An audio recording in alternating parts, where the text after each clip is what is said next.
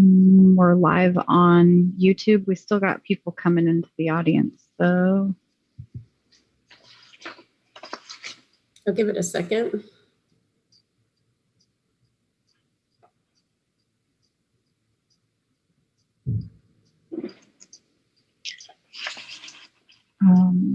Mariana, I'm sending you the agenda right now. Thank you. All right, good evening, everyone. Welcome to our school board meeting. We are reconvening to our open session, but first I'm going to introduce Mariana for an announcement for our Spanish speakers. Hola, buenas noches a todos los que deseen escuchar esta reunión en español. Van a tener la opción de hacerlo en un icono que va a aparecer abajo, de preferencia español, Spanish, o inglés, English. Gracias. And putting you in the interpretation channel now, and then I dropped you the link to the board agenda. Yeah, thanks. All right, with that, we will start our meeting off with the Pledge of Allegiance. And as we always do, if you have a flag, please go ahead and look at it. If not, just turn and look to the right. I pledge allegiance to the flag of the United States of America and to the republic for which it stands, one nation, under God, indivisible, with liberty and justice for all. All right, now we're going to move forward with input from the public on items that are not on the open session agenda. Before we do go into public comment, I do have a little announcement that I would like to read just about our approach to public comment at tonight's meeting. And I would like to remind everyone about our approach to engaging with one another on difficult topics. I realize, and our board realizes, and our superintendent, that many of the topics we discuss as a board can be incredibly emotional. The topics we discuss impact the one thing people love the most, their children. While the topics can be emotional, I'm reminding everyone that we must keep our words respectful when making public comments. All boards of education, all elected bodies, we have a legal responsibility to make sure that all voices can be heard and considered. We ask everyone who wants to address the board to please speak with respect, make your points without hateful and hurtful comments or tone, and help us create a space where all feel welcome and safe to express their point of view. If a speaker doesn't follow these guidelines and violates our board policies, I will kindly ask you to stop speaking. I am confident that we can listen to one another with patience and understanding, and thank you for participating in our meetings. And I just realized I did forget to get an approval of our agenda. So actually, before we launch into public comment, I need a motion to approve the agenda. So moved. Thank you, Jeannie. A second? Second. Thank you, Angie. All right. No, that was Julie. Oh, Julie. Oh. Who's Angie? No, was it Julie or yeah? Okay, I don't know. All right. I don't know. I beat her to the mute button, but she raised her hand first. Okay. I just said that's funny because I saw it unmute and then I was like, oh, it's okay. Lori, go ahead and vote.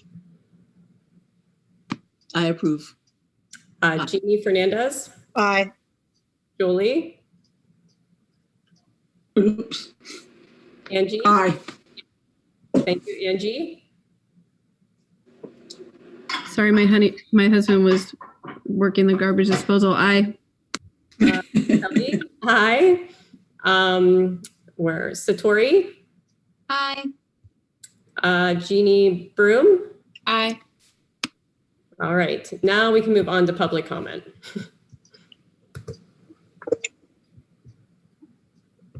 I don't have any hands raised. All right. Oh, I got one. Okay. And are we doing the 3 minutes? Yes, if it's one person, I think we can do the full 3 minutes. Perfect. Hold on. I'm going to do that off screen. Adam, you should be able to unmute yourself. Adam, can you talk? I can. There you go.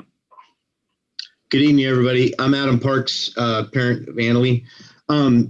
the comment that I wanted to make tonight is I want to strongly encourage the board to instruct district staff to reiterate the facts regarding Measure A, excuse me.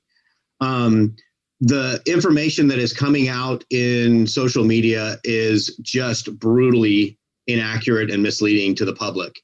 I understand we've all got passions, we've all got desires as far as what's going to happen with the school district over the next several years. But it's getting really ugly out there. And what's going to end up happening is this district and this board of trustees is going to end up looking foolish, much like we did after we worked very hard to get Measure B passed, and then immediately saw raises and whatnot. We're in the same exact situation here. The teachers are wanting to go to the negotiation tables. So as soon as we find out about the results of this, we're going to be likely giving some sort of a raise to the teachers, which will trigger by policy the admin raises. And I'm not talking about the personal attacks. The fact that my business was threatened, both inferred and direct threats to my business because of my position on the matter. I'm talking about the district having the ability to go and simply put the facts out as to what Measure A can and cannot do. I know you can't campaign for a measure. I know that that's not your role, but you certainly can put out what the measure will and will not do. And I think it's extremely important that the public understands what it can and can't do. So if it were to pass, and the money is spent, the district can feel good about looking back and saying, see, we told you exactly what this was for. Because right now there's a lot of promises being made that I don't believe this measure will actually do. And that's going to be really hard for the public to swallow. And it'll be a long, long time before we can ever go back to that well, if and when we need another assistance from the public. Thanks very much for your time tonight. Thanks, Adam. Thank you, Adam. And any other public comment? I do not see any hands raised. All right. Well, let's move on to consent calendar. Is there a motion? I so move. Thank you, Lori. A second? Thank you, Jeannie. You're on mute. Does that count, Cherise? I'll second. Thank you. Thank you. All right. With that, let's go ahead for our roll call vote. Lori? Aye. Julie? Aye. Jeannie Fernandez? Aye. Angie? Aye. Kelly? Aye. Jeannie Broom? Satori? Aye. Thank you. All right, action on items heard in closed session. We did not take any action. And now for our reports. So we can start with our student board representatives. Jeannie, do you want to go first? Sure thing. Let me just make sure all my other Wi-Fi is off. Okay. So pretty brief little report today. Some recent events here at Elmo. We had another session of senior parking spot painting. The second shift did get rained out, but we're hoping to put on another one relatively soon. We also had a drive-in movie night, which was hosted by the juniors. It was super fun. And I really can't wait to do more, especially as we get into the warmer season. I think it'll be really nice. We had a dance show, which went awesome. Thank you so much to everyone who watched and or donated. We're planning on having another virtual show in May. And I was able to speak at El Molino's 8th grade parent night. It was a really nice presentation. I think it really displayed all of the nice warm qualities of El Molino. So that was really awesome to participate in. And we also, as everyone else in the county has, we were able to open up some sports. So personally, I've been with my cross country cohort. I'm super excited to get my senior season. And I know that a lot of kids who aren't getting their season in their preferred sport have been trying to cross over. And we opened up even more, I think, preseason workouts for other sports that I wasn't initially sure if they were going to happen. So I'm really excited about that. Yeah, and then some upcoming events. The first week of March, we are going to be hosting a virtual homecoming. This will include some fun events for seniors, such as a senior slideshow and a senior trivia night. And the sophomore class officers are planning a Valentine's Day dating game show that will be shared with the Elmo students. So that's what's going on. Awesome, thank you. Satori. Evening, everyone.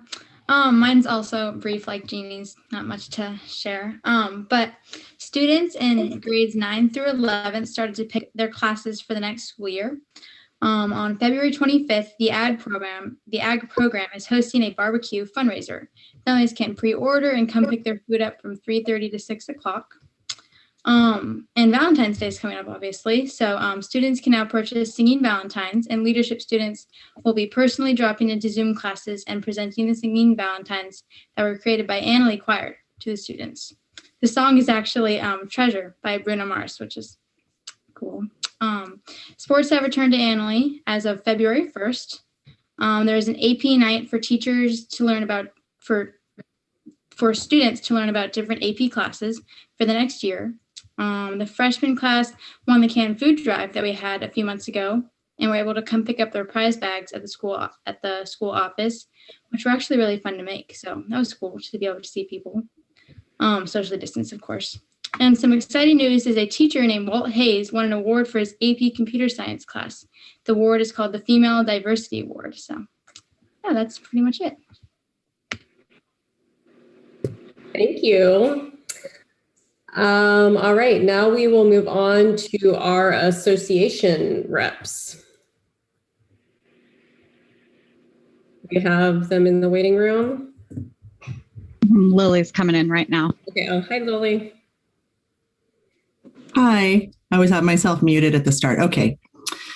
Good evening. My name is Lily Smedshammer, and I'm the president of the West Sonoma County Teachers Association, representing over 100 teachers, counselors, psychologists, nurses, and speech language pathologists. The WSCTA is happy to announce that our members voted to endorse both Measure A, the parcel tax, and Measure B, the transient occupancy tax.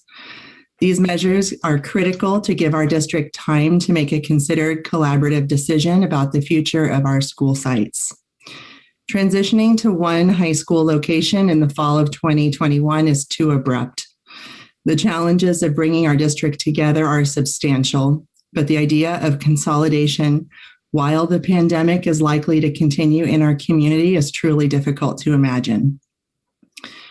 The public needs to have faith in our district as it considers these two tax measures. The WSCTA leadership wants to communicate just how critical it is to retain the 7-period day during these challenging budget years.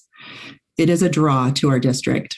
Why would our trustees consider eliminating the 7-period day, effectively reducing our programs and course offerings, while districts around us increase theirs to 7 and even 8-period schedules? Students would lose opportunities to fit all classes into their graduation plan, and the WSCTA would lose members due to layoffs.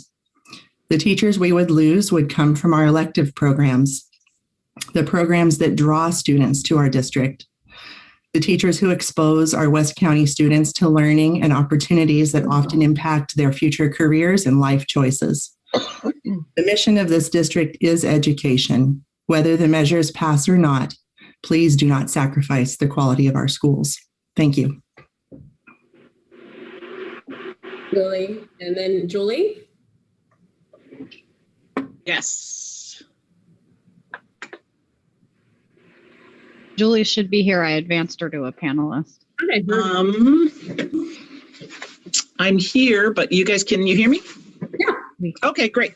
Awesome. So, dear board members, administration, my name is Julie McClelland, and I'm giving our report tonight on behalf of Paul Pomposo, who's our president. Oops, my phone went. There we go. CSEA has been holding chapter meetings for our members during the school year, discussing the different issues that are going on and working on working on the issues for our employees. Currently, classified staff members have been supporting our campuses by diligently working both on campus, in the office, food service and custodial services, as well as others who are working virtually to support our students in school. We are definitely looking forward to the vaccine program so that we can feel safer doing our jobs. Thank you. Thank you. All right, now for our board member reports. And Lori, you're at the top of my screen, so you get the opportunity to go first if you wish. I did a wonderful training on the Brown Act a couple of weeks back. Got a lot of helpful information so that I know, far more than I did before about the ins and outs and how to legally and effectively navigate my way through this whole new system. And then other highlight was yesterday had a fantastic presentation on the budget from Jeff Ogston. And he really clarified a lot of questions that I had and concerns that I had, and was definitely very forthcoming with some frank information. And I really appreciated that. I've been looking at online workshops and trainings through the Edutopia organization, which I recommend if anybody doesn't know about Edutopia. It's a fantastic resource for all different kinds of classroom situations, particularly with the online learning. So those of you who are out there, you can find that online. And that's pretty much what I've been up to. Thank you. All right, thank you. And Julie, you're next.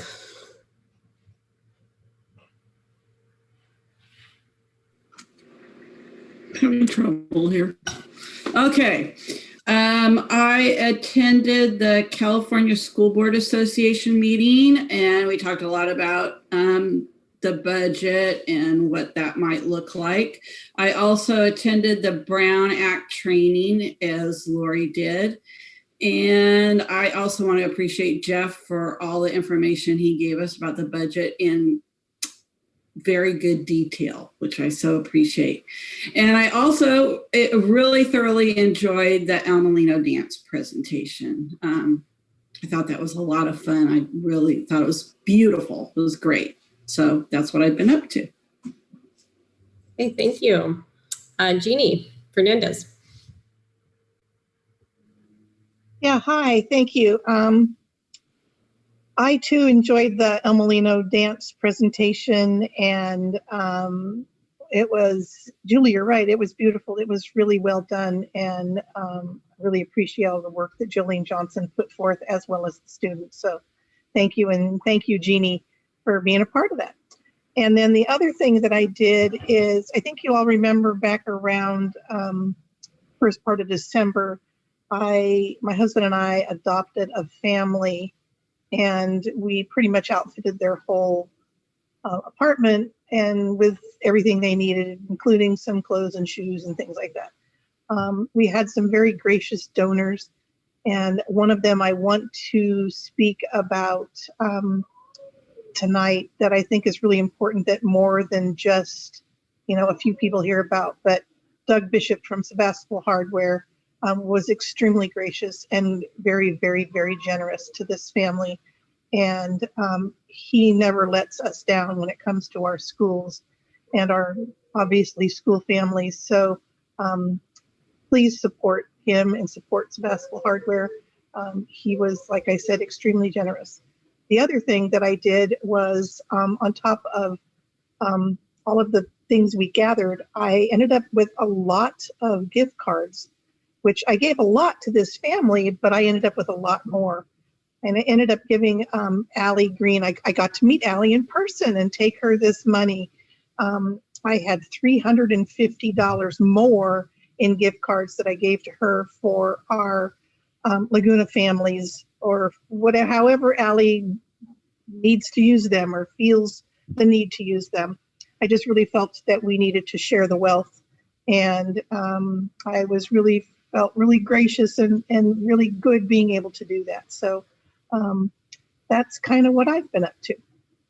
Thank you, Jeannie. All right, Angie. I just wanted to praise the district and everybody involved because it's so great to just see as a parent of kids in the district, just everything coming together and all the efforts putting these events together to kind of get through all of this. I'm excited to see sports coming back, although I am married to the baseball coach, so that means that I become a baseball widow. So, but having the kids outside and doing stuff, I think it's just going to be so great. You know, all the sports that are coming back is going to be such a great outlet for, I think, everyone's mental health, parents and kids. So I think it's just great that we're kind of moving through this and kind of evolving as we go to make efforts to make this as good as we can. And, you know, it's ever changing. So good job to everybody. Hey, thank you. So my report, I just want to say a special congratulations to Walt Hayes. I was so excited to hear he won the award, and especially just the focus on female diversity in science. It's so important that we're encouraging young women to be engaged in the sciences and math. And it's incredible that he was able to win that award. So thank you so much for all you're doing. Also want to, similar to Angie, just also love sports being back in. Also just the extra work that our district has done supporting vaccine program in the West County. I think, you know, it definitely isn't necessarily like a part of our role, but it is a part of our role to be a community center and be able to support people in accessing the vaccine. I think is just, I'm so happy that we're a part of that. So thank you. I know it's an additional add-on to the plate of already full plates, but it is great that we're able to help. And I'm glad to hear the Elmo dance went well. I was not able to get in. I had technical difficulties, so I'm excited to hear that it will be happening again in May. And also just, I know my kids are doing a lot of virtual recitals and different things. So I'm excited to see that even if we can't do things in person, we're finding ways to stay engaged and offer opportunities for students, especially our seniors who this is their last year. And, you know, this might be, you know, the last dance or last opportunity they have to participate in an offering. So thank you to all the teachers who are still making those opportunities available. And with that, I think we will turn it over to Tony. You're up next. Good evening, everyone. I have several things I'd like to report on tonight. The first is in the area of the pandemic. We are actually seeing good signs in our county. Today was the 5th day in a row that the rates were 25 for 1,000, which means that we could likely, can you believe it, actually be moving into the red tier for the first time since the pandemic started. So what that triggers is that elementary schools will likely begin to open, at least in the hybrid mode, or they will be attempting to open in a hybrid mode. High schools, secondary schools are not allowed or not recommended to open until we get to the rate of 7 to 1,000. So we still have a ways to go before high schools are considered safe to be open, but we are actually heading in the right direction. So that is very good news. And in terms of more news in related to COVID, there's been some mention tonight about vaccines. There was an email that went out to all district staff today. There are several ways that teachers can now get vaccines. And one way is through the Sonoma County Office of Education, which is offering vaccines at Rancho Cotati High School. They opened this week for people who are doing in-person instruction or who are interacting with the public, and for those employees over 70. And next week, they will begin opening for elementary school sites for their tiers. There's also an opportunity that's been mentioned tonight several times. The West County Health Services is an amazing organization that we have gotten to meet just wonderful people that are so totally committed to West County. And they have 2 sites that they're doing vaccine distribution. One is at Guerneville and one is at Annalee. Due to our work with them, we have been able to get all of our employees that are working on site. They have been vaccinated. So we're a little ahead of the curve in that way. We've been able to do that. And starting next week, I was just notified that they have opened their appointments to all West County school employees to begin doing vaccinations for them next week. So we're hoping that elementary sites will be able to get vaccinated before secondary sites, knowing very well that if secondary teachers want to get vaccinated, they can still do that. But our overall message is hopefully that our elementary school districts will be able to get their employees vaccinated first so that they can move forward with opening their schools, since they can do that. And then, of course, the third option for everyone is they can go to their own private healthcare and get vaccinations there. So it's very hopeful. I mean, the energy in the rooms for vaccination is very jovial. There's a lot of hope and happiness when you're there in the room with people getting vaccines. So that's a really good sign. The other thing we wanted to highlight tonight is that there have been a lot of facility improvements, upgrades, preparation that actually happened. Jenny and her staff did all of these preparations at the beginning of the school year in the fall, when we thought maybe we'd be able to come back in a hybrid. So there's a lot of things that have been done, and our facilities are actually ready. Just for an example, I'm going to read some of the things that that Jenny's staff has been busy doing. There's hand sanitizers attached to all the walls. The student desks are all 6 feet apart and it's all marked on the ground. The staff desks are separated 6 feet from student desks. There's 6 feet teaching area in the front of the classroom. There's plexiglass around the teacher's desk. There's disposable masks and shields and gloves for staff and student use. There's all personal items been removed from the classrooms. There's directional arrow signs in the hallways for entrance and exits. There's signage throughout the campus.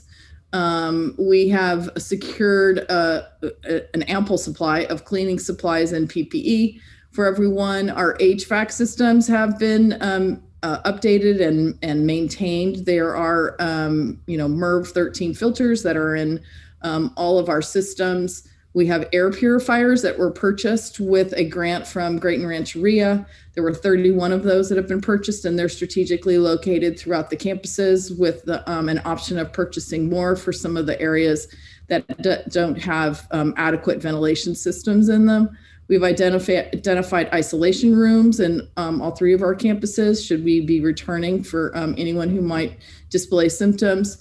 There certainly are things that we need to do, one of which is to evaluate our custodial staffing, because once we do come back, we may need to increase that staffing to do the required cleaning that needs to be done. But there's a lot of work that already has been done. So we feel confident that when we are able to move into either hybrid or to bring groups of students back, that our facilities are ready, and they've been ready for that for a while for that, so that we're prepared. The last thing I wanted to mention is that we were notified, I believe it was this week, it might have been last week, that our district has been accepted. We have been approved, we've been selected as a recipient of the CTE New School Model Partnership Grant. There are 3 schools/districts in the county that were asked to join the partnership, Casa Grande and Elsie Allen and our district. And the focus of the grant is really 3-pronged. One is to help with unity efforts to bring our community together. The second is to operationalize our portrait of a graduate. And the third is to implement more in depth work-based learning opportunities and connections to college and career for our students.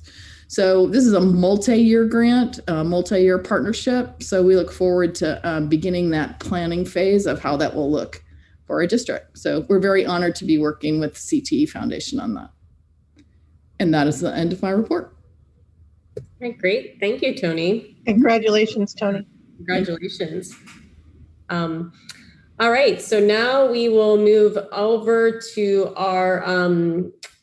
her presentation, under Education Services, which is the overview of the California Voting Rights Act and the election transition process. Okay.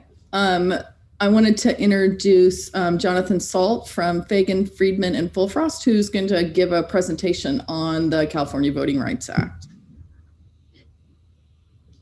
Thank you, Tony, and good evening, members of the board and members of the community. I'm Jonathan Salt with Fagan, Friedman, Fullfrost, and I'm going to present an overview about the California Voting Rights Act, what it is, what's the deal with it, and the process for potentially changing from at-large to by-trustee area elections. Let me just share my screen.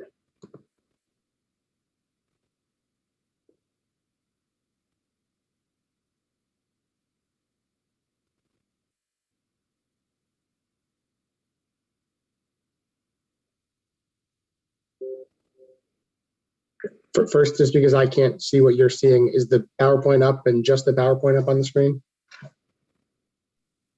I've got your next slide showing. Yeah, you have a presenter view. Got it. I think I can swap that.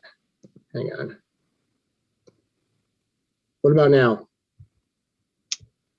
Okay. Yes, for the much most better. part. Thank you. Perfect. Okay. So again, the purpose of tonight's discussion is to introduce the board and community to the California Voting Rights Act, and then discuss the process to potentially transition from at-large to trustee area elections. First, what is the California Voting Rights Act, or CVRA?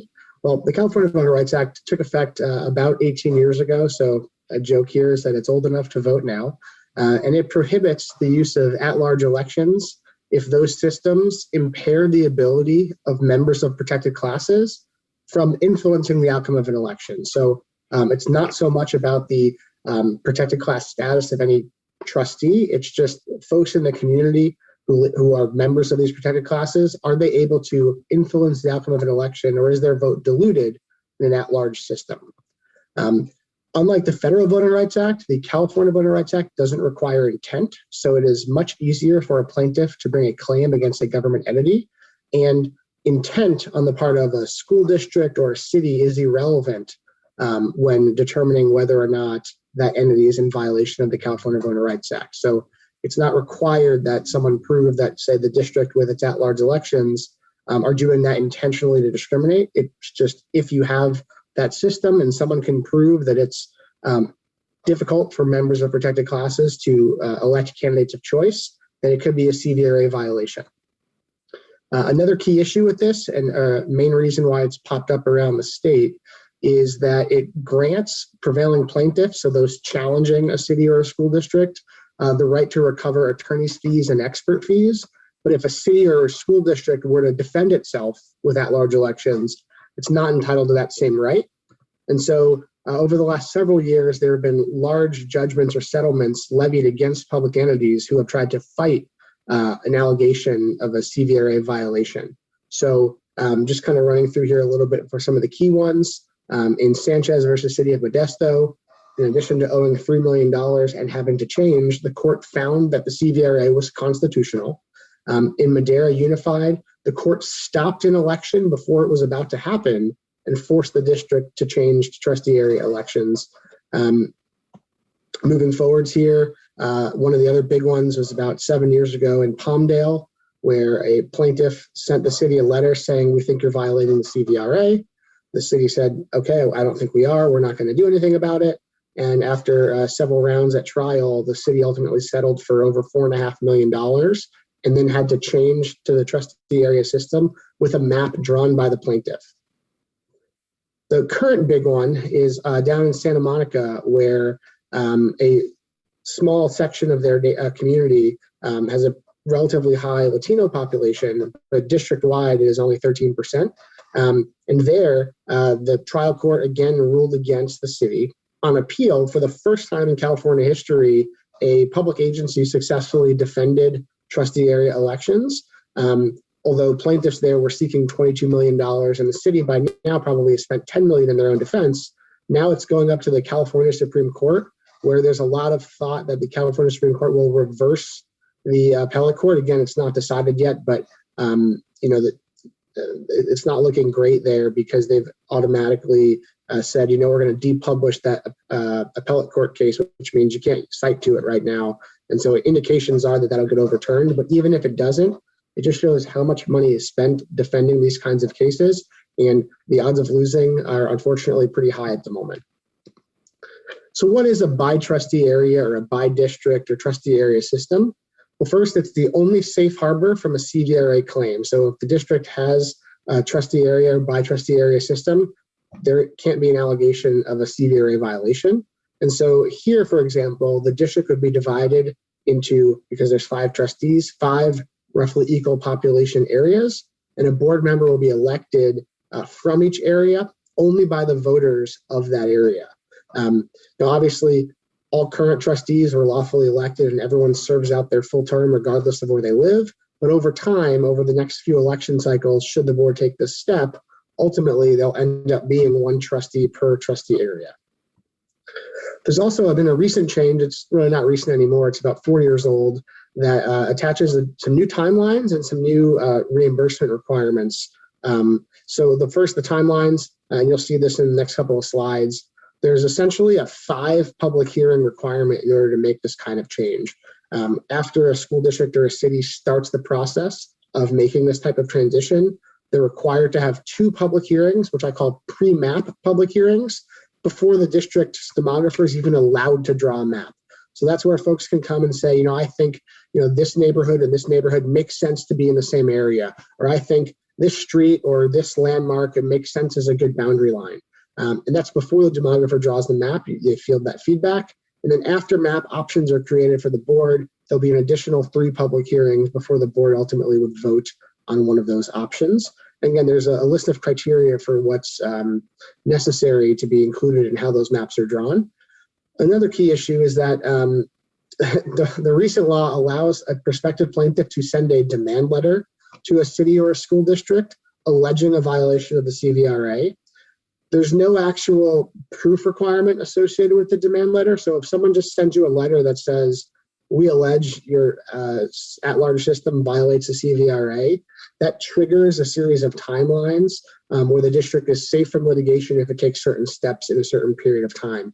And then even if the district were to do that, in theory, those who sent the letter could seek reimbursement up to $30,000 for their costs of preparing the letter.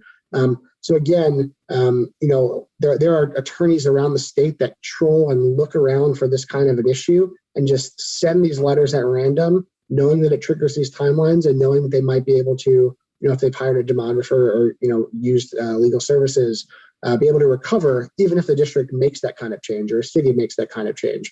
So it could put somebody on the spot. So should a school district like the district here decide to start the process to transition, the first step, which I see is on the agenda tonight, is to adopt a resolution to essentially state your intent to establish a trustee area system. And that would start a 90-day window where somebody wouldn't be unable to sue the district for a CVRA violation while that process plays out. Now, one caveat here that's not in the slide, the district's going to be required to use the most recent census data, and that data from last year is not released yet. It's not going to come out until the summer. So after adopting a resolution, the process will then sort of go on hold until the census data at the level necessary is released over the summer, and then the rest of this process would continue. And that is, as I mentioned, first holding 2 pre-map public hearings where a demographer will field, and probably legal counsel on the board will field comments from the public and from the board, kind of about what these areas might look like or what parts of the community make sense to be together. You all live here, the community better than any outsider could. And, that's kind of what those 2 meetings are for. Then the demographer will draw a few options for the board and public review. And there's a handful of, requirements of making these maps. You have to comply with the U.S. Constitution, which essentially means that you have to have population equality as nearly as possible in each area. So I don't offhand know how many human beings live in the district, And again, it's total population for population equality. It's irrelevant about number of students or attendees or anything like that. For just drawing the lines, just like with Congress, it's based on total population based on the most recent census. So let's just say, for argument's sake, there are 15,000 people that live in the district.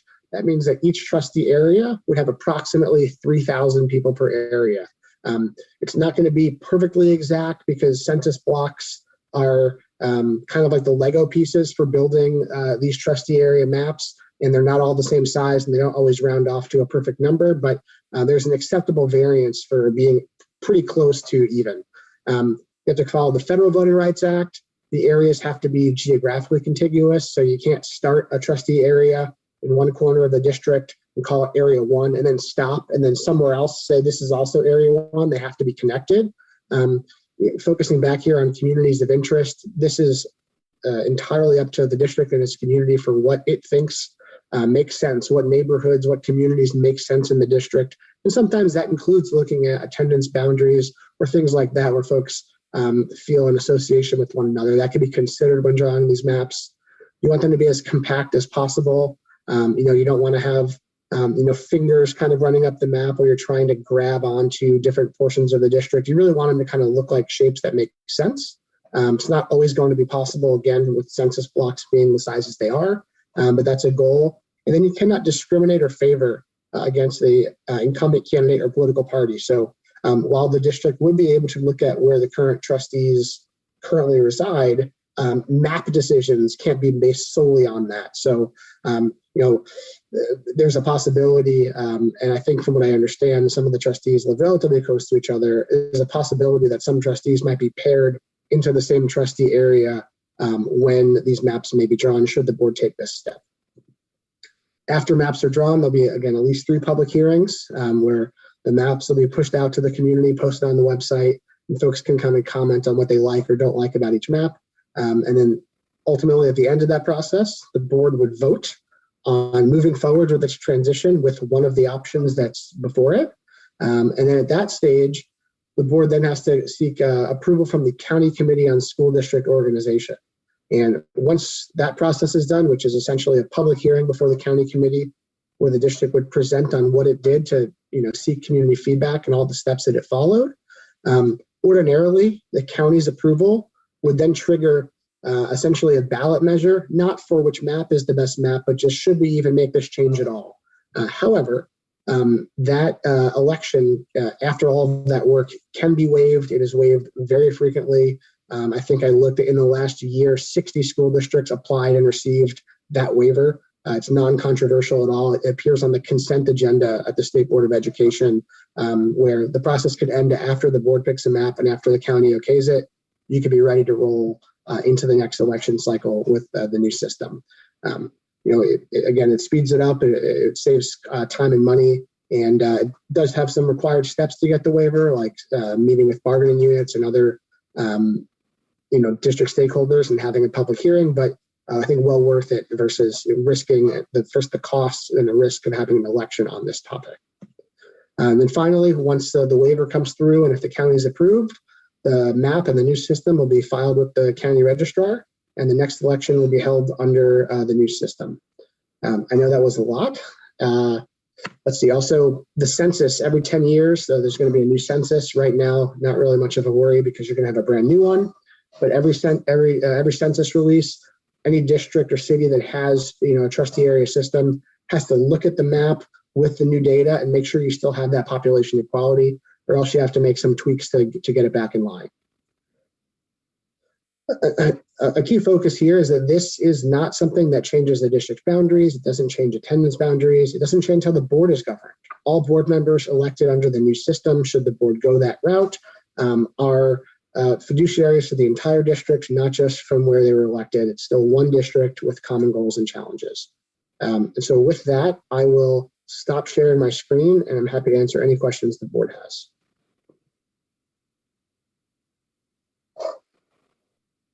Thank you, Jonathan. All right, before we go to public comment on this item, I just want to ask the board if they have any clarifying questions. So this won't be the time period where we make our comment because we go to the public first, but I do want to give you an opportunity to ask any clarifying questions.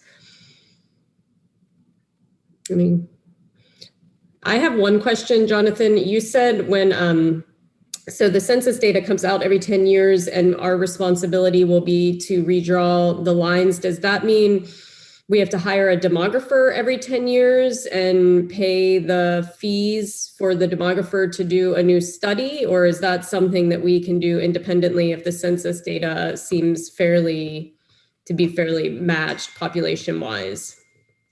There's a couple aspects to that. It's not a simple yes or no. A demographer would have to be hired either way, but it's not the same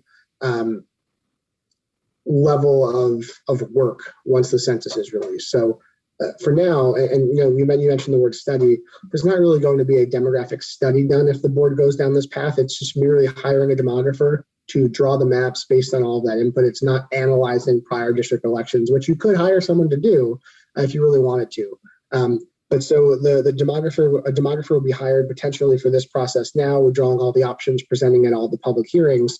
And then when the census comes out again in 2031, for example, it's a lot less expensive there because it's not, a 5 public hearing drawing all new maps. It is as simple as putting the new data on the current map and seeing if it still meets the criteria. So if there hasn't been a lot of population, or there hasn't been a lot of uneven population shifting in the district, it's possible that at that point, the district can just say, we're going to keep the same map and submit it to the county, and that's the end.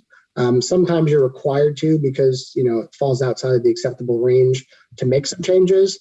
And at that point, the board can decide if it wants to kind of make this more of an open, we're going to have 5 map options drawn kind of a thing, or just as simple as, demographer, tweak it as similarly as possible to the current option, but then it still meets the criteria. So slide 3 lines over, and that's pretty close to where you were. And that, again, doesn't require, all the public hearings that the initial system change requires.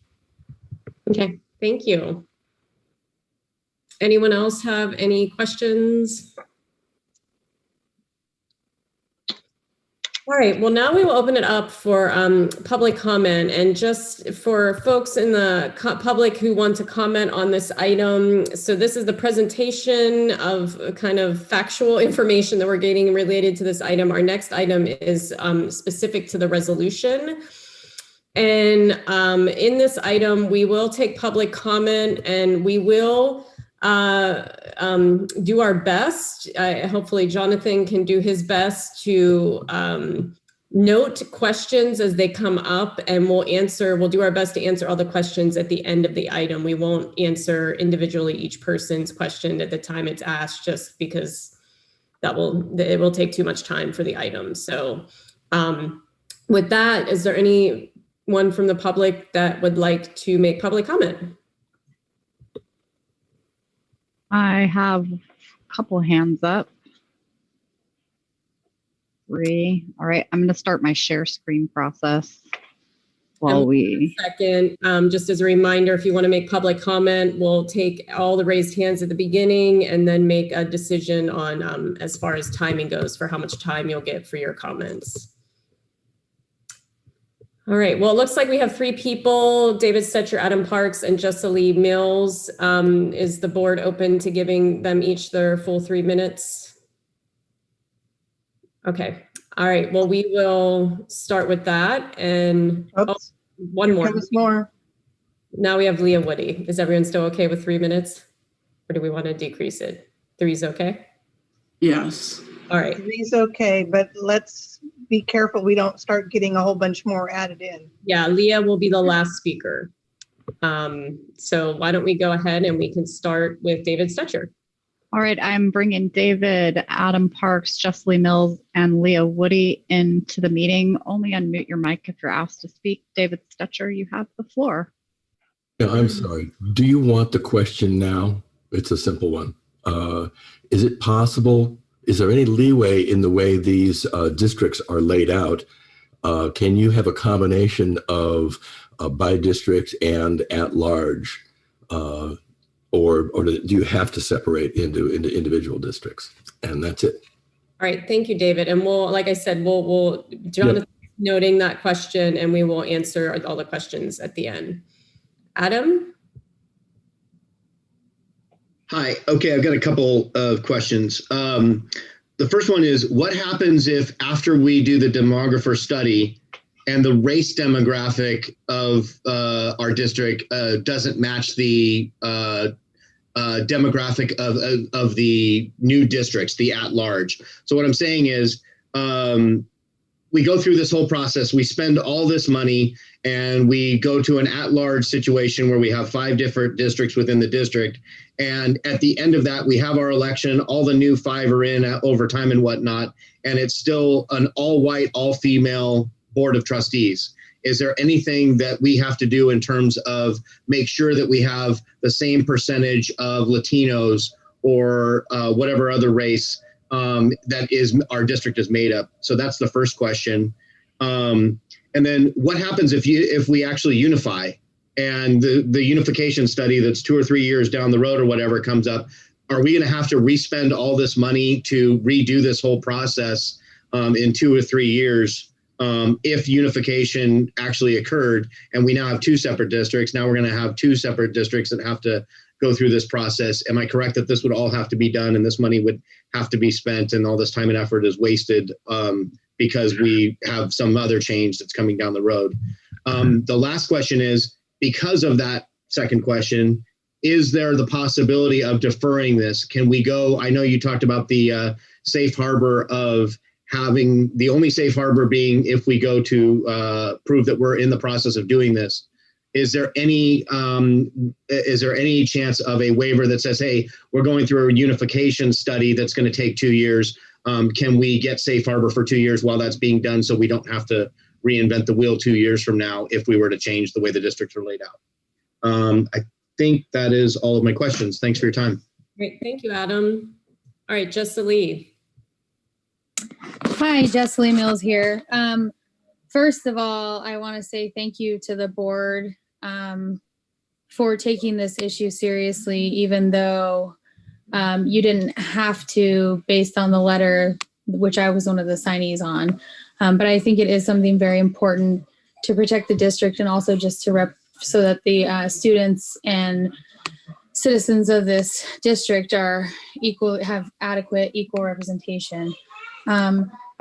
My main question for this is, there's been rumors being spread about social media and other places that the cost to do this for this whole process is $75,000. And I haven't actually heard anything from the board or seen any reports that would substantiate that amount. And in fact, in my own personal research, it appears that the cost would be substantially less than that. And I know that's one of the reasons opponents or naysayers are saying this is a terrible idea. But does the board or Mr. Salt, do you have any idea, rough estimate of what the cost for this initial process would be? And if so, what is that?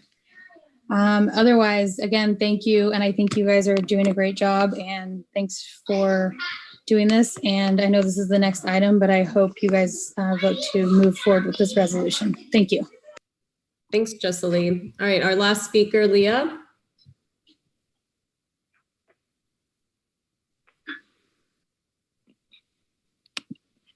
Okay, can you hear me?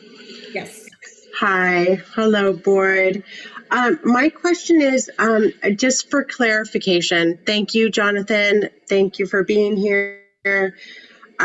I am a parent of an elementary school student at Forestville Elementary. We have 3, so I want some clarification from the board in terms of, I know this is the high school district, but I'd like to understand a little bit more in terms of how, there's a lot of things moving in terms of unifying the 11 districts that we have in West County, right? School districts. And I don't know if Jonathan actually has anything. He mentioned like, small kind of, fingers of not having, it's not good to have little fingers out with the mapping of things. I'm just wanting to understand a little and get some clarification in terms of if the board knows more, and Jonathan, if you know what's going on with SCO study, and I would like you to be informed on that measure too, because that's something that's really concerning me, because I feel like I'm really hopeful that the smaller districts in our West County can come together and we can keep both high schools. That's my vote. So I hope my question makes sense. And I look forward to your answer. Thank you. Thanks for being here. Thank you, Leah. All right, Jonathan, I think most of those questions are directed in your direction. Are you able to add any clarity? I am, and I took notes for each speaker, so I think I can answer most, if not all, of the questions. David, you asked about leeway in terms of a combination of a by-district or at-large, and it's not an uncommon question, but I think kind of the second statute of the actual CVRA explains and defines what is and what isn't a by-trustee area system, or rather what is or isn't considered at-large. And unfortunately, the definition of at-large includes any system that combines at-large and by-district elections. So a hybrid model, for example, still counts as at-large, and therefore it's still the kind of system that's exposed under the CVRA.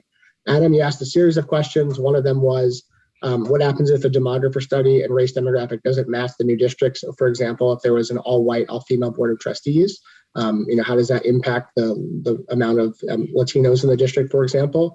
To be clear, the purpose of the CVRA is not about the ultimate outlook or sort of what the board looks like and the racial and ethnic makeup of the board. It's about preference of the voters. So having the system in and of itself, provided that the maps are not drawn in a way that's intended to break up concentrated areas where they exist of protected classes, it ultimately doesn't end up mattering the results of those elections moving forwards. It doesn't matter the protected class makeup of the board, as long as the maps themselves create increased opportunity for members of protected classes to influence the outcome of the election. So just in a very bare example, let's just pretend district-wide there is a 20% Latino population based on citizen voting age, and I have no idea if there is. Depending upon the census and based on where pockets of that particular protected class live, it's possible there will be a trustee area that in that area in and of itself might be 35 or 40% Latino versus 20% district-wide. So that area has increased influence for that particular group when those maps are drawn.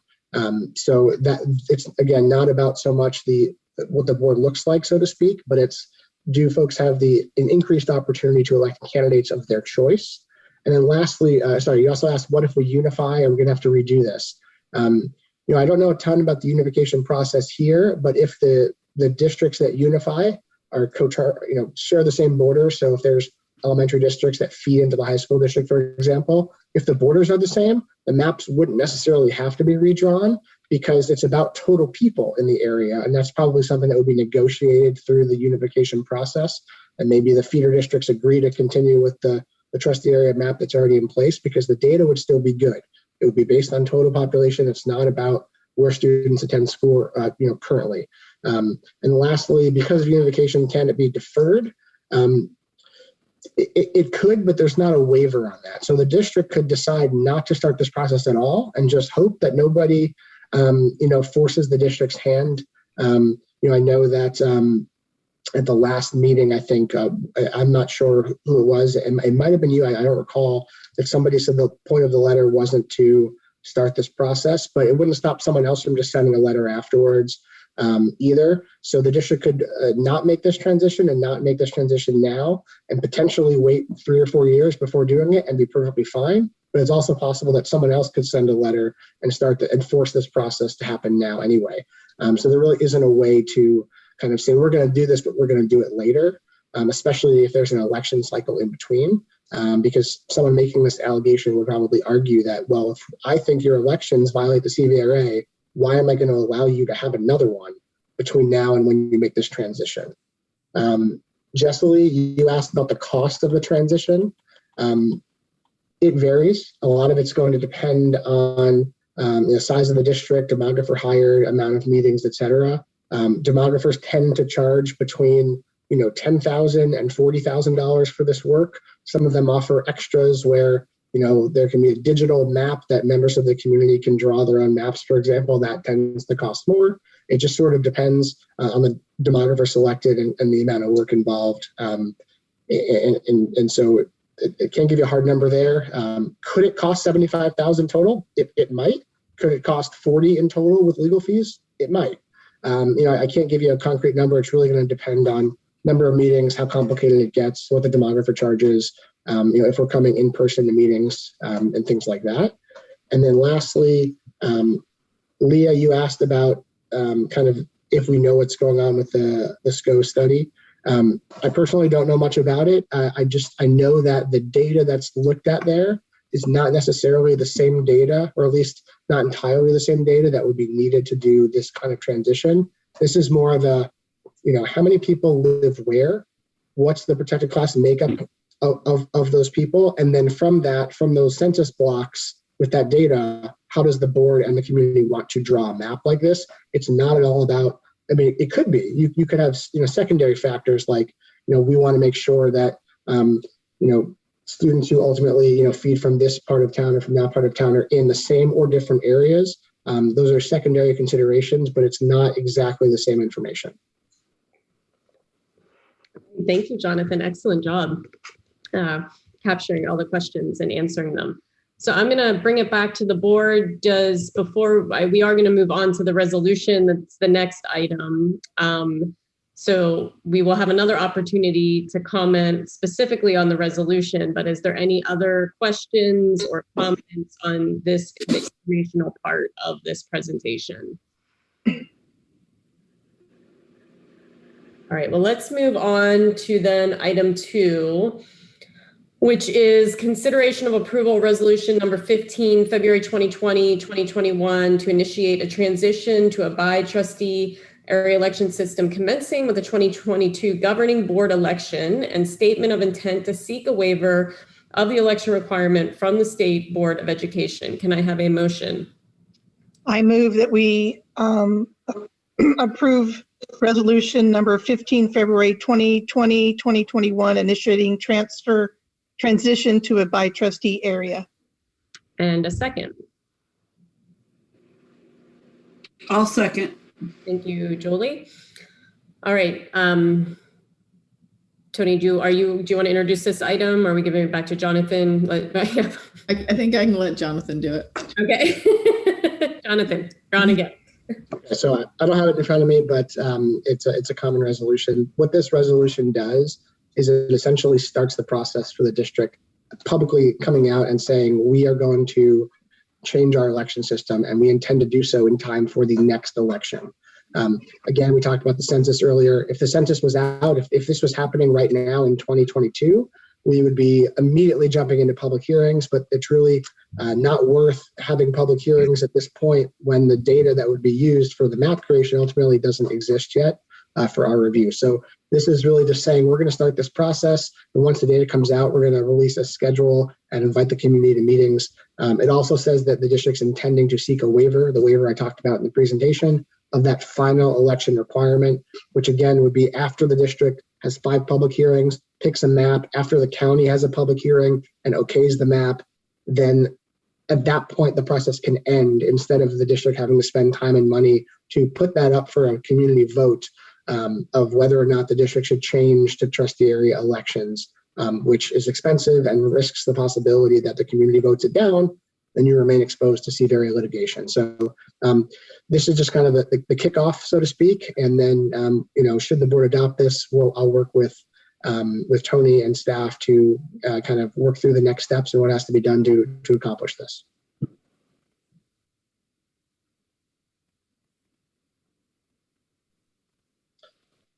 I'm muted. Thank you. That was what I was saying. And let's go ahead and open it up to public comment on this item.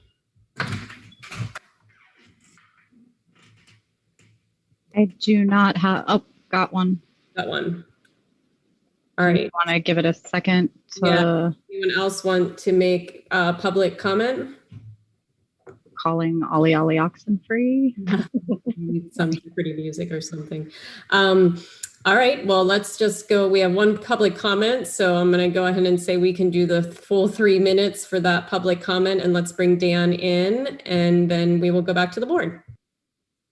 Good evening. Can you hear me? Yes. Great. Thank you again for putting this item on the agenda, and thank you, Jonathan, for doing a great presentation on the CVRA. Obviously, I'm hoping the board will go ahead and approve the resolution tonight.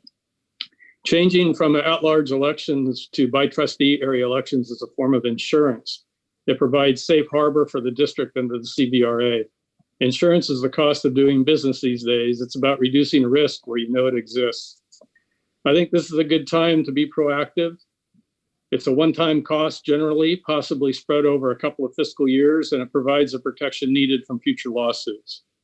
If we wait and we are sued, the cost could be enormous. Take a look at what other cities and districts are doing, and maybe Jonathan can help us out there in either response to a CRVA lawsuit or proactively to prevent one. Every school district in Solano County has adopted by trustee area elections, just as an example. I know our district goes to great lengths to be inclusive of all students. Let's make sure we are inclusive of all voters too. Bottom line, why not do it? Who doesn't want fair and equal representation? Who doesn't support voter rights for all? I do, and I think the taxpayers of the district do too. Thank you very much.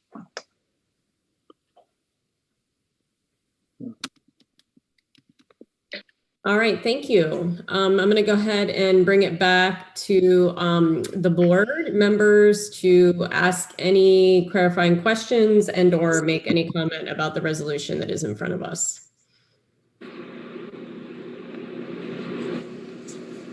Any questions or comments?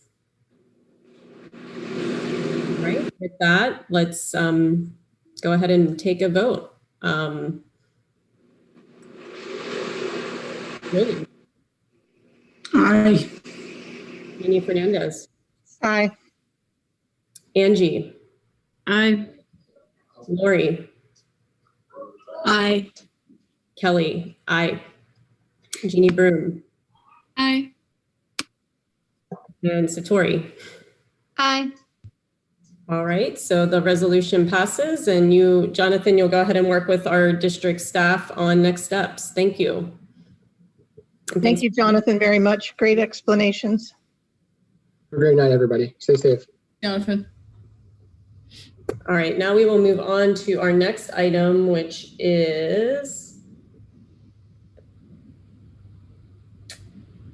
consideration of approval of variance in credits for graduation. Tony. Yes.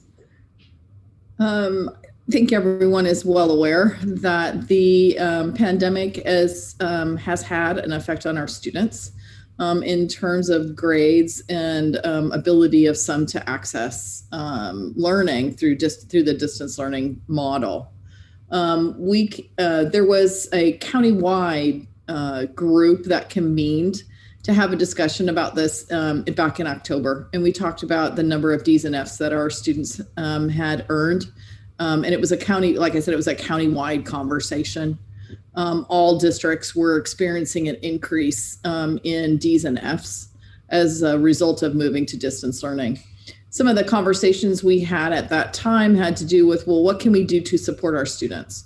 And one of the things that one of the conversations we started to have at that time was about graduation, and were there students that were going to be potentially not be able to graduate based on the fact that they had experienced a number of traumas, not the least of which was the pandemic. We met with all the administrators in the district met and looked at our data after the end of first semester and talked about what can we do to support those students, those seniors specifically, that were in danger of not graduating due to the conditions of the pandemic. And we identified 22 students district-wide. In the cover to this item, there were 12 students at Annalee, 10 in El Molino, and 17 at Laguna. Now, when we met, what we looked at was that according to our current board policy, there is a board policy on continuation high school, which is, if I can look for that, it's board policy and administrative regulation 6184, which is in your packet, which lists that there's a variance in credits allowed for students who attend our continuation high school at Laguna. When we met as an administrative team, what we looked at was that if we were to allow the students at both Annalee and El Molino to graduate based on the same criteria, that alternative pathway for graduation, that we could indeed, that they could indeed pass and that they could indeed graduate. So what we're requesting of the board is that we be able to allow the variance in graduation credits that we afford to our continuation high school students per our board policy every year, that we extend that to our students at Annalee and El Molino for this school year to allow those students that have been impacted by the pandemic to graduate. In the packet is the actual form that we would use to evaluate the credits for the students. And I could share my screen. If I can get the right document. There we go. This is the variance on graduation requirements form that would be used with all students that were in the situation, this kind of situation. And you can see that our board policy in this column, it shows what our board policy requires in terms of credits to graduate. The 220 and the 230, I believe our senior class is the last class that needs 230, and all other classes, our requirement is 220. The state requirement is listed next to it, and the state requirement is 130 credits for graduation. There are other schools, other districts in the county, namely Santa Rosa City Schools, that has created a three-pronged graduation tracks for students. When we looked at our data, we did not believe that our students needed to have the three prongs. In fact, all of the students that we identified could, in fact, graduate with the 190 credits that is allowed through this variance in graduation credit program. So what would happen is that each student that was in this situation, we would fill out, staff at the school sites would fill out this form documenting that they had fulfilled the state requirement and still earned 190 credits. They would then document the exceptional circumstance that each of the students had exhibited, and the counselor and principal would sign it. They would meet with me. We would have a conversation about why the student would be granted the 190 credit graduation, and then I would sign that form. The diploma would not be different for these students in any way. You wouldn't be able to know, other than the fact that in their CUME, this form would be placed in their CUME so that you would know how they earned the 190 credits, but there would be no difference in their diploma at all. I don't know if you have any questions. I can try and answer questions or take comments. Keep forgetting to unmute myself. Let's go ahead and go to the audience for comment. Okay. You'll only have a few comments right now. Okay. All right, we're going with Lily and then Julie McClellan. Yep, and we can give them both their full 3 minutes. Lily, you can go ahead and unmute yourself. Julie, can you go ahead and mute your mic until you're asked to? Okay. A question I have is, does this also excuse students from certain graduation requirements? So not just the total number of units, but for example, senior English or economics, government, or any of those required courses? You want me to answer that now? Or? It was just two people, so I think you can just answer it, Tony. Sorry. Oh, no, that's okay. It does not. So they would still need to fulfill the state requirement. They would need 30 credits in English, and they would still need econ, government, world history, U.S. history. Okay.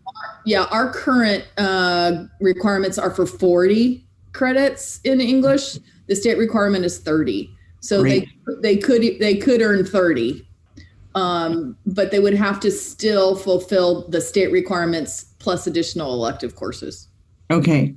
And then one other point that I want to make is that likely the reason why our students who are in danger of not graduating have such high accrual of units, 190, where Santa Rosa students have much fewer units accrued, is our 7-period day. This is another example of why our 7-period day affords more opportunities to our students and is vital to them as a service in their education, and very important that we keep. Thank you. Thank you, Lily. Mm-hmm. All right, Julie. Yes, hi, it's Julie McClelland again. So I think this sounds great. I think this is really going to help some kids that are really struggling. I have two questions. One is, if other students fall behind, like, is there a deadline that is going to be set? If you're struggling up to this point, you can join it, but that's not going to be just the last minute. You're going to all of a sudden have 50 seniors that decide that's what they want to do, or is there going to be a time frame? The other question I have is, senior project at El Molino is run through their senior English class. So if it's now going to cut out the senior, essentially would cut out the senior English requirement, how is that going to affect senior project at El Molino? Thank you. Mm-hmm. It wouldn't necessarily have to be the senior English class. They could have failed a freshman class too, or a sophomore class. They would just need to have 30 credits of English. It's a good question about the senior project at El Molino. I think what our thinking was that as long as they fulfilled the state requirement in English and got to 190, that in this situation for this year only, that would be okay for them. The other question you had was in terms of timing. The administration and counselors are working together now. They have already identified the students that they believe will qualify for this. So my understanding from conversations with them is this wouldn't be something that would be last minute. This would be the students that they have already identified and that they would be working with. I do see Mary Lou has her hand up. She probably has a better answer to that question as well. 1 second. Mary Lou, you can go ahead and unmute yourself. Hello, good evening. This is Marilu Saldaña, school counselor at El Molino High School.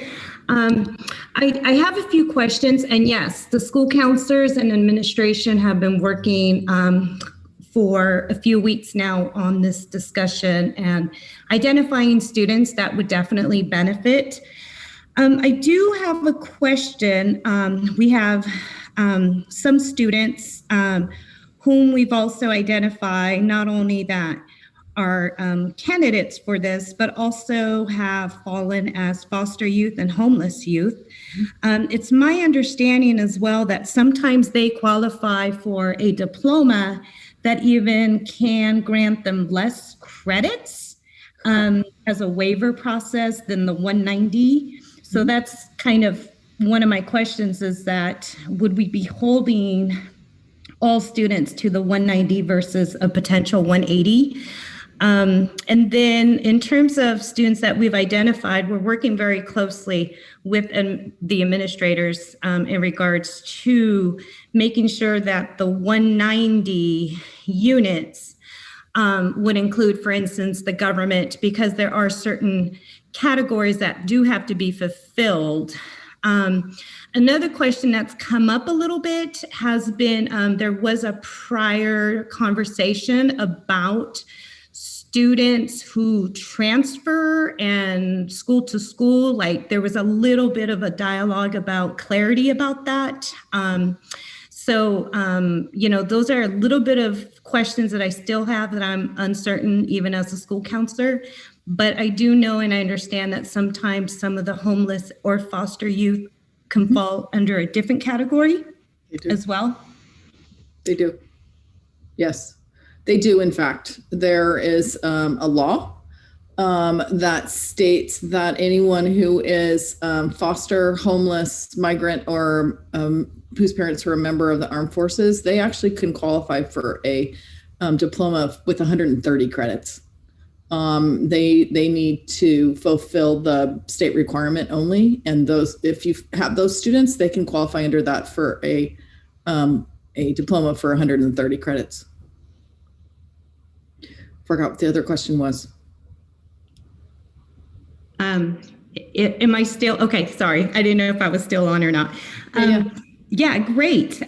So the question was on one of the worksheets we were looking at reviewing, there was a conversation about moving, that a student had to have like some kind of migratory or moving, like school to school. Is that still the case for the 190, or is that something that we are waiving as part of this process? I'm not sure the answer to your question. So on a particular, so this form, I've been looking at this form. There's another form where it lists the qualifications, and included in that process is about a student that had moved within the district from a school to a school, that they had to maybe have qualified or met that criteria for this. I just want to, I'm asking for clarification, because if that's not what part of this process, like if this is just for the 190 where a student does not have to have moved within the last 2 years. They don't have to have moved within the last 2 years to qualify for the 190. Okay. Thank you. That clarifies it. Thank you very much. You're welcome. And I know we only had 2 comments, but we let Mary Lou go. So Leah, we'll bring you in and you can make your comment, but Leah's the last comment on this item. Yeah, thank you. And thank you, Maury, for asking those questions. I've had those same questions. Also, the 130. So I guess my question and my hope from the board is that you can help put that word out. We as counselors and staff members are inundated with questions. So if we can get this word out that this is available for students, that would be amazing. And I would be completely available to get the word out. But if you can put the verbiage in, and so that students actually and families especially understand what the requirements are in terms of that, because we're in distance learning, it's hard for families to understand and have the time to understand what is required of their senior to graduate. That would be really helpful. So thank you. Thanks so much, Tony. It's a great program. So thanks. That's it. All right, thank you. And then we'll bring it back to the board. Any questions or comments for Tony from the board? I do, Kelly. Go ahead. I just want to say thank you to Tony and the administrative staff and the counselors for looking into this, because I do know that we have some students, obviously, that we're going to not graduate. And I'm really hopeful that this gives these kids the shot in the arm they need to be able to continue with their education or to continue with a career and not be worried about not having that diploma. So thank you. I think it's a great option. Thank you. Any other comments or questions? Lori? I have a question as to whether the students themselves either have had or will have an opportunity to kind of identify themselves. Or is it something where, let's say, the counselors and site administrators have kind of noted that, you know, these are the kids? Just wondering if there's like somebody who's kind of like on the sidelines there who, you know, might have the opportunity to be able to speak up and say, I'm in crisis, but nobody's noticed. Mm-hmm. We can certainly work with administrators and counselors to do that for those students. Okay, any other questions or comments? All right, well, let's go ahead and vote on this. Oh, did I take a motion, Karen? No, I think so. I didn't. Can I get a motion? So moved. Thanks, Angie. A second? Thanks, Jeannie. All right, now we will go ahead and vote unless there's any final comments. Okay, Julie. Aye. Jeannie Fernandez.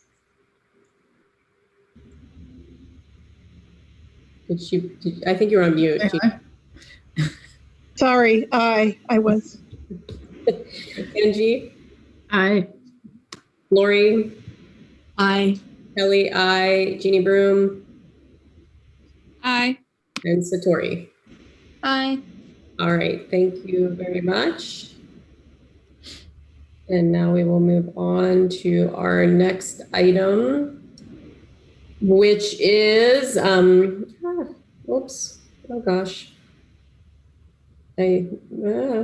Sorry, I just hit my something odd on my screen and now my whole agenda went away. But it is consideration of, is it the Annalee? It is.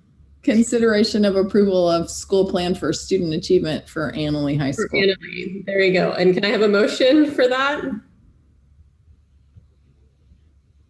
I so move. All right, thank you. And a second? I'll second. All right, thank you. And now, Tony, are you introducing that item? I am. So our district receives federal funds, Title I, Title II, and Title III. And as part of that, we are required, each school is required to complete a school plan for student achievement every year.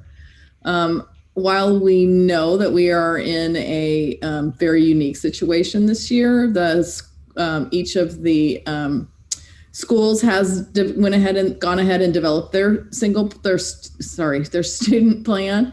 And they are each in turn, starting with Annalee, gonna present their plans. What they're gonna do is present their goals and the activities that they're doing under each of those goals.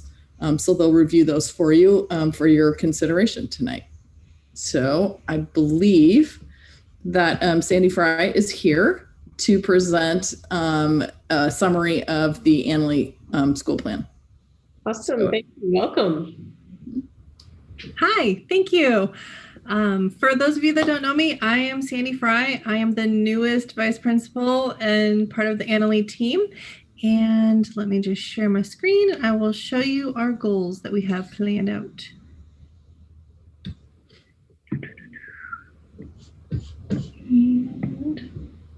Alrighty. So we have 5 goals that we have planned. Some of these were carried over from last year. Some are a little more developed. Our first goal I have a lot of data on here. I will just summarize, I promise. I know some people really like data and some people don't. So that's for everyone's enjoyment. So our first goal is to improve the conditions of learning, school climate, and student engagement. With this, we're focusing primarily on getting our information from the Youth Truth Survey, and we are offering professional development for our staff, both monthly on-site or via Zoom and through the district semi-annually to really hit on staff and student needs and interests to really develop and improve everything across the board for our students. The second goal is to improve CTE access and career pathway options. And with that, we are aiming to increase the number of CTE courses and experiences that are available to our students, increase the number of CTE pathway completers, and our CTE committees will oversee all of this and help develop the new program offerings. The third goal is developing 21st century learners and classrooms. COVID really helped us boost that up for the students. We were already in works to get the students one-on-one devices. And so this was just part of it.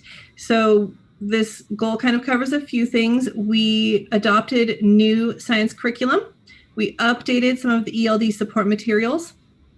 And we upgraded the technology for students, and we are piloting new technology in certain classrooms, which will really go into effect once we go hybrid or come back in person.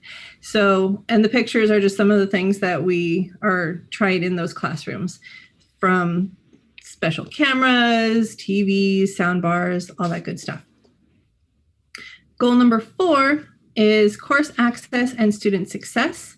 And with that, we have developed common assessments in every department to help really close the gap and support our students better. And we also are adding access to advanced placement and honors classes, and we are increasing the number of students that we are reclassifying as English proficient. Goal number 5 is college and career readiness. This is a big thing for all of our students. We really want our students to be college and career ready. And, teenagers are very nervous to get out into the world, and they are really struggling in some ways. And so we really wanted to boost them up. And so we are aiming to increase our graduation rate, which we have. We are increasing the opportunities of credit recovery and summer school.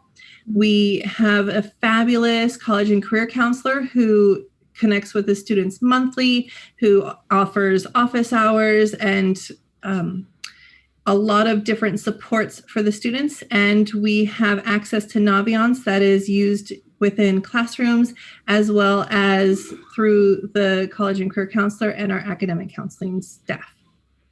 Perfect. And that's it.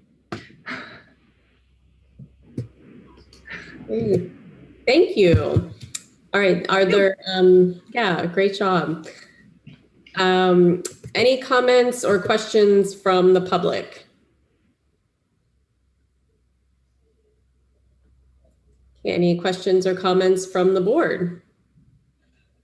Go ahead, Angie. Is Naviance something that's new that the district has started using, or is it something that has been around? We've had it in the district. It wasn't used extensively. We've expanded its use in the last year. I would just say, as a parent of a senior, we were just introduced to that by Jordan Brown, and it's an awesome, awesome tool. I think it's kind of a semi-undiscovered. Yep. If you guys could get the word out, it's really helped us in navigating grant and all the information. Awesome. Yes. Thanks for offering that up for us. Mm-hmm. Any other questions or comments? Okay, great job. It's good to see all the work you're doing. Well, let's go ahead and vote. So Angie Lewis, you're first on my screen now. Well, aye. And Julie. Aye. And Lori. Aye. And Jeannie Fernandez. Aye. And Jeannie Broom. Oh, Kelly, aye. Jeannie Broom. Aye. And Satori. Aye. All right, great. Okay, now let's move to our next item, which is consideration of approval of school plan for student achievement for El Molino High School. And can I get a motion for that? So moved. Thank you, Angie. A second. Thank you, Jeannie. All right. Second. Tony, you want to introduce the item? Yeah, I believe Danny Boris, assistant. Yep, there she is. Vice Principal at El Molino is going to present a similar presentation on the goals for El Molino. Yes, hi. Thank you, everybody. I'm Danny Boris, Vice Principal at El Molino, and I'm going to present our goals. Let me figure out how to share screen here. We'll go with that one. Share it. I'm running 2 monitors, so my little window popped up over there. We'll go to present. All right, are we good? Does everybody see? Yeah, perfect. All right. So here's our plan. I wanted to start off just really quickly by talking about our process. We've linked our SIPSA pretty closely with our WSC. The WSC, for those of you who aren't aware, is a pretty comprehensive self-study that involves all the stakeholder groups, teachers, parents, students. And we did a very comprehensive WSC report where we came up with a number of strengths and common growth areas. And at the time, we identified 5 main themes. There were a lot of line item things that people came up with, and we grouped them into themes. One of them was doing more integration with and among disciplines. This was a real high one. Students really wanted to collaborate between and saw a lot of benefit with working amongst each other and working within disciplines.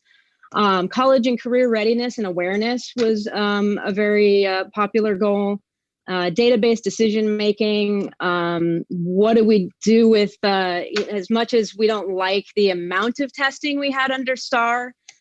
We also had a lot of data that we lost when we went away from STAR. And so, trying to look at how we can gain that data back. Improvements to campus, a lot of which has been completed under COVID. A lot of those were tech-related items. And then continuing to make sure that our curriculum and instruction is rigorous and relevant. From those 5 growth areas under, working with the WSC team, we kind of streamlined that into 3 goals. And so we actually only have three goals, but they kind of revolve around these 5 different areas. So our first goal is to support student post-high school success and opportunities by raising our A through G completion rate to be equal or better than the state average. This is something we've been working on for a while. Even if you go back to a couple previous WSC reports, it was sort of the underpinning of our movement away from having non-prep courses, was this goal to achieve that increase in the A through G completion rate. Some of the things that we've done to achieve that is improving our use of tutorial. We have, when we're on campus, we had a Tuesday, Thursday tutorial period. We added an advisory to that so that students, instead of just going to classes where they needed help, they could meet in a group with a teacher who would work on their goals, talk about common items, maybe even talk about, what is A through G? Are you on that pathway, et cetera? Another goal under that was to increase the frequency of guest speakers and field trips. Interestingly, I've noted an increase in that because in distance learning, there's actually more opportunities to have guest speakers because it's easier to zoom in from home. So I've noticed that a lot of teachers are bringing in guest speakers, going on virtual field trips, and sort of taking advantage of that opportunity that distance learning provides. Increasing enrollment in our AP classes is something that we're working on, and we've seen an uptick in some of our enrollment in AP classes. Originally at the time, we wanted to increase the AVID program. The district has moved away from AVID, but we have embraced the new program of the academic support classes. We have a lot of enrollment in the academic support classes with students who are, getting support to be able to achieve it at higher levels in the classes they're enrolled in. As Annalie mentioned, increasing the use of Naviance so that students are more college and career aware. And then our counselors have started with 9th graders creating A through G roadmaps so that students are aware of what it means to complete that A through G pathway. Our biggest goals are around increasing the number of students who complete a 3rd year of math, and then increasing the number of students who complete their 2 years of world language. Because neither of those are graduation requirements. So we have to kind of encourage students to complete those requirements. Our second goal is examining curriculum, instructional strategies, and course offerings to ensure that all students experience rigorous, relevant, engaging, challenging, and relatable learning experiences. This is actually something that is obviously in the forefront in our distance learning, where, teachers are really dialing in on what is, the most important standards to teach, the most important strategies to use. I think we're seeing a lot of discussion around this in our departments. One of our goals around this was to increase CTE offerings and pathways. One movement we've made towards this is Jolene Johnson, our dance teacher, has received her CTE credential. So dance will now be a CTE pathway. We're also looking at streamlining our digital pathways, and we're looking at creating a pathway potentially in game design, which is very popular with students. Relevant and meaningful homework has been a goal around this particular time in distance learning, and it fits in very well with our goal number 2. We've made a lot of adjustments to try to help students with distance learning, and so teachers making sure that the assignments that they're giving to students are relevant and meaningful is something that is a very positive thing that's come out of distance learning. Department collaboration is also part of this. We're seeing some increases in that. It's been difficult with distance learning, but I do want to laud, Megan Gilmore, one of our English teachers, has actually reached out and is collaborating with the AP teacher at Annalie. And they're working together over Zoom and utilizing that distance learning opportunity to collaborate across districts. And I think that's something that's really beneficial to both groups of students. Vertical alignment, common benchmark assessments, more project-based learning are also things that we're working on in this goal. Our final goal is to increase our use of database decision-making. Standardizing the monitoring of student progress and making decisions about curriculum and instruction, all being more data informed. As I mentioned, that loss of the STAR data, when we had it, we used to, it was subject specific. Every year the kids were taking tests, and as much as taking those tests, took a lot of time, it did give us very relevant data that we were able to use to see how students would grow in subjects over time. And so teachers have been working on creating common benchmark assessments at each grade level to determine, what are the standards that a student should learn at each grade level, and then using those benchmark assessments to gauge student growth over time and also to inform their own teaching and instruction. And so some departments are farther along, some departments are still working through it, but we're getting there on our benchmark assessment. Other things that we've been working on are ways that we can evaluate the strengths and growth areas of students earlier in the school year. And it's our hope that benchmark assessments will do that as well.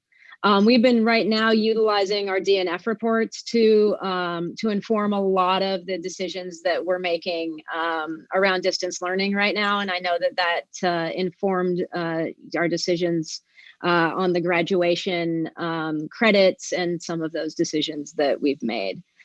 So those are kind of our goals that we're looking at. We are, this year would have been our review year, our mid-cycle review for WSC, but that got postponed due to COVID. So we're in the process of also revisiting these goals, looking at where we are. It's inevitable that that will reflect on COVID, the distance learning situation, where our students are, and probably need to adjust these goals going forward to help make sure that we're addressing students' needs. I guess that's it. Hey, thank you. All right, I will bring it back to the board and then open it up for public comments. Any comments from the public? It looks like we have one. All right, I think we'll just have one. Jenny, do you want to bring Leah in? Leah, you can go ahead and unmute your mic.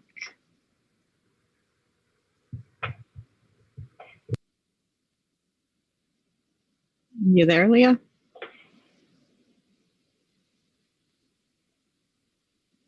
Hello?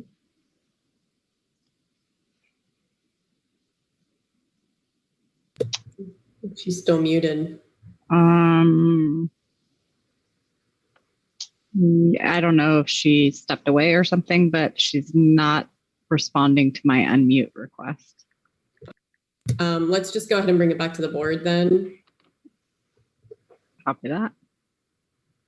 Any comments or questions from the board? Yeah, I'd like to just say how much time I know all that assessment and developing those assessment takes, and also all the hands-on learning projects. And I so appreciate you doing that for the students. Wonderful. Thank you. I think it's also really interesting to see that even though I know distance learning has been a struggle, there really have been some positive results that have come out of it, whether it's, you know, the increase in the use of technology. We've got computers in every student's hands. Teachers are learning, you know, new skills that they might not have jumped into had this not happened. And so, you know, I think there's a lot of positives that are coming out of this that I think are going to transform learning going forward in general. So. Thank you. All right, well, let's go ahead and take a vote on that item. So Jeannie Fernandez. Aye. Julie. Aye. Lori. Aye. Angie. Aye. Kelly, aye. And we have Satori. Aye. And Jeannie Broom. Aye. All right, thank you. And thank you, Danny. Good to see you. All right, thank you very much, everyone. And now we'll move on to our next item, which is consideration and approval of school plan for student achievement for Laguna High School. And Tony, do you want to go ahead and introduce that item? You're on mute. Last but certainly not least is Allie Green, who is presenting the school plan for Laguna. Thank you. And I just want to say to both Danny and Sandy, you guys were phenomenal, and I hate going after you guys, but nice work. So thank you guys. So I'm presenting for Laguna, and get my share screen up. Okay. So I'm presenting for Laguna High School. I'm Allie. It's nice to see all of you again. So for our first goal, we are trying to do some work at Laguna around creating opportunities that are aligned to students' post-secondary goals. What our data is showing us is that we have about 89% of our students who want to go on to SRJC, to a post-secondary institution.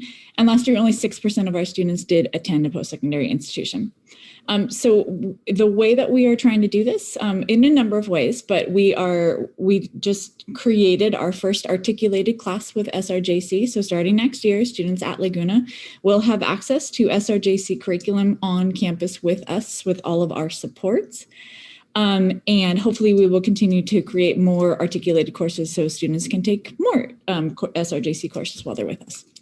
And there's a lot of research that shows that early college credit has a significant impact on underserved and under-resourced students. So we're really excited that we can offer early college credit to our kids.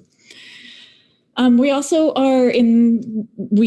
presented and we created 4 interdisciplinary courses that embed work-based learning so that we can have our students be ready for college and careers.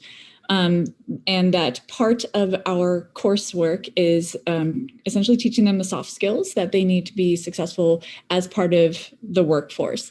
And that it's not something that is done externally from what they're doing in their classes. The things that they're doing on an everyday basis are building all of these skill sets that, that our students are lacking. For goal 2. So we were trying to provide courses that meet the diverse needs of 21st century learners. So we are outfitting one of our classrooms with hardware and software that allow students to do computer coding, web-based design, and Adobe. And so we have one of our teachers, Sue Taggart, who is learning how to code and doing a web development class so that she can teach them that next year. And she's also learning the Adobe suite so that we can, in future years, also offer Photoshop for our students. And we have access to really amazing opportunities through our grants. And so that's one of the things that we are offering for our kids, making sure that they are able to enter the workforce after they leave us with 21st century skills and with computer skills. We also are doing project-based learning in our interdisciplinary courses, and we are trying to do that to provide our students with a non-traditional type of educational environment, because the students who come to a continuation high school were unsuccessful in a traditional environment, and so we are doing something different. What's next?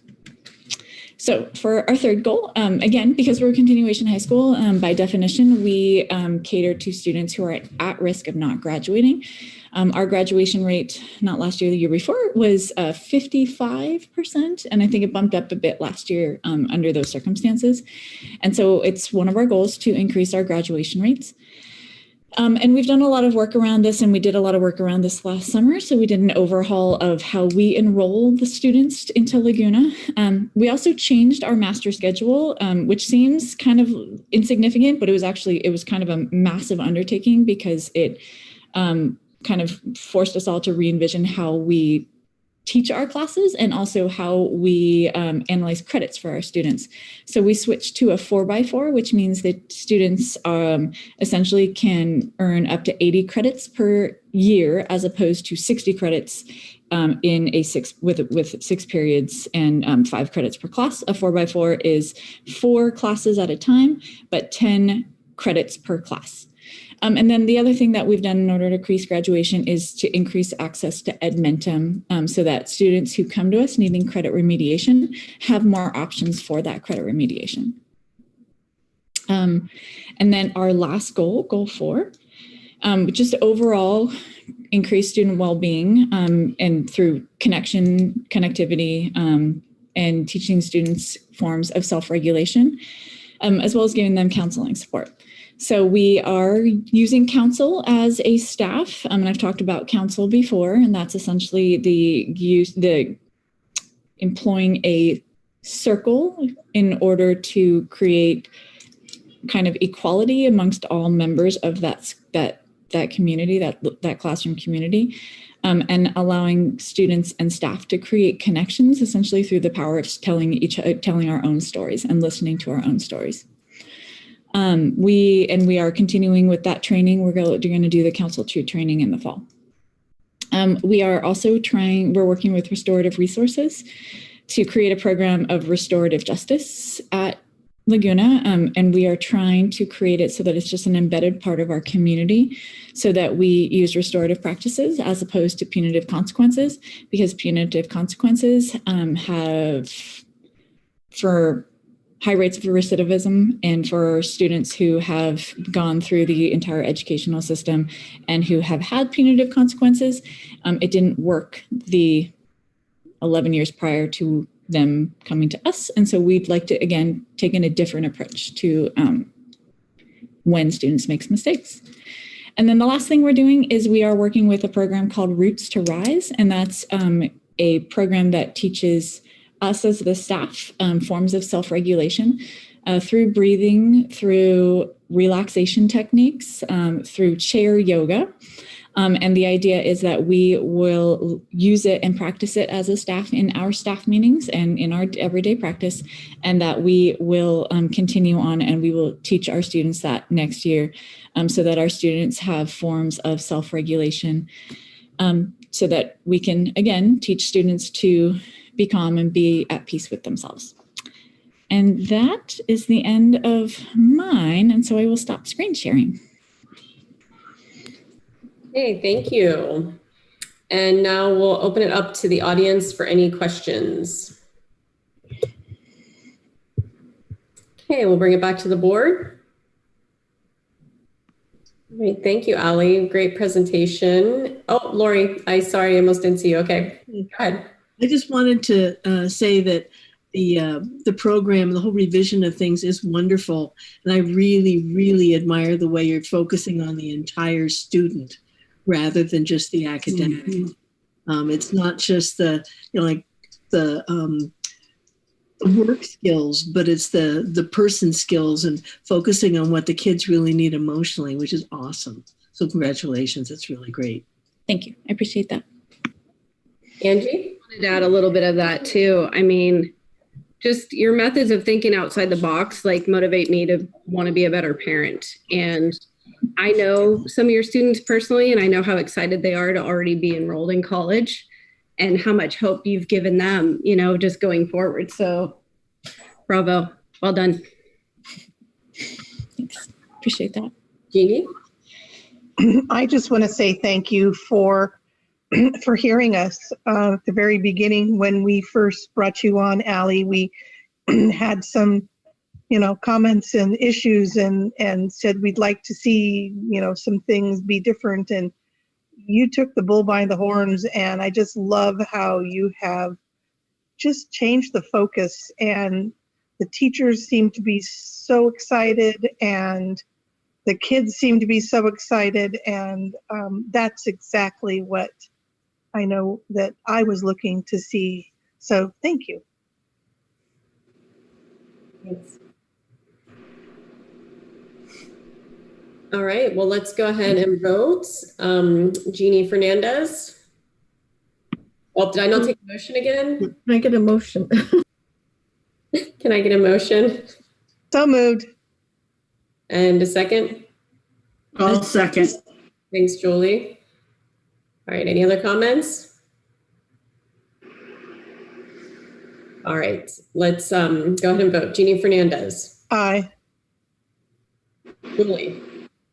Aye. Angie. Aye. Lori. Aye. Kelly. Aye. Jeannie Broom.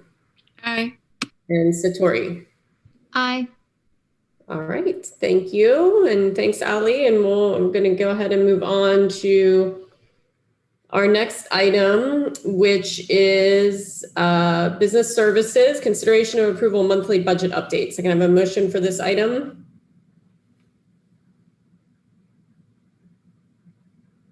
A motion? So moved. All right, thanks, Angie. A second? Second. Thanks, Jeannie. All right, Jeff? Yeah, this is just the monthly update that I bring to you guys each meeting. I'm showing any updates in the general fund adjustments. So there's a couple adjustments from January. I think the net result was about $3,000. Okay. Thank you. Any public comment? And any comment from the board? Questions? All right, Jeannie Fernandez. We'll go ahead and vote. Jeannie Fernandez. Aye. Julie. Aye. Angie. Aye. Lori. Aye. Kelly. Aye. Jeannie Broom. Aye. And Satori. Aye. All right. Thanks, Jeff. Now we're moving on to human resources, and we'll have a consideration of approval of our monthly personnel report. Can I get a motion? So moved. Thank you, Lori. In a second. Second. Thank you, Angie and Mia. Okay, so this is our monthly personnel report for February. I do have two additions. The first one is Kim Finch, who is a guidance counselor at Laguna High School, has requested a catastrophic leave of absence. And the second item is that we released a temporary teacher during the temporary status period. Those are the two additions to the personnel report that was included in the agenda. All right, thank you. And any public comment? Any questions or comments from the board? All right, Jeannie Fernandez, we'll go ahead and vote. Aye. Julie? Aye. Angie? Aye. Lori? Aye. Kelly? Aye. All right, now we'll move on to consideration of approval of the 2021-2022 school year calendar and a motion. So moved. And a second. We'll second it. All right, thanks, Lori and Mia. Okay, so the district and WSCTA met to discuss the 2021-22 school year calendar. And I'll just review the dates for you. August 9th is a site staff development day for our teachers only. August 10th is our district-wide staff development day. August 11th is a teacher work day and a classified staff development day, and the students will start school on August 12th. We have a professional development day for our teachers on October 11th, and on January 3rd is a teacher work day. And we have a school closure day on November 12th, which is the day after Veterans Day. Veterans Day is on November 11th. And we added that school closure day in there so the number of days worked out so we could graduate and have a last day of school on a Thursday, which is a tradition in our school district. And we have spring break November